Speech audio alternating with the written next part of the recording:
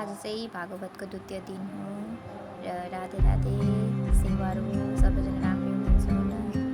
र यहाँ चाहिँ आमा छोरा रेडी भएर भागवततिर हिँड्यौँ हामी कथा सुन्न भनेर।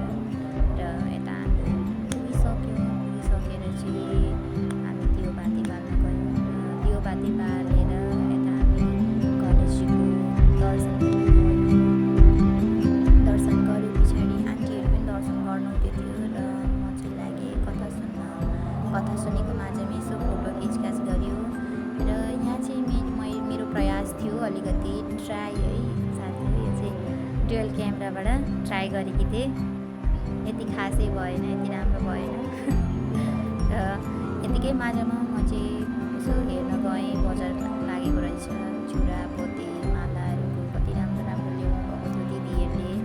र यता हेर्नुहोस् न कति राम्रो राम्रो ल्याउनु भएको रहेछ। तर आज चाहिँ मैले केही लिइनँ भन्दाखेरि आज चाहिँ साह्रै टाउको दुखिरहेको थियो मेरो र केही सामानहरू हेर्न पनि सकिनँ, कथा यति मजाले सुन्न सकिनँ। छिटै घर पनि फर्किहालेँ। साँझको आरती पनि गर्न पाएँ।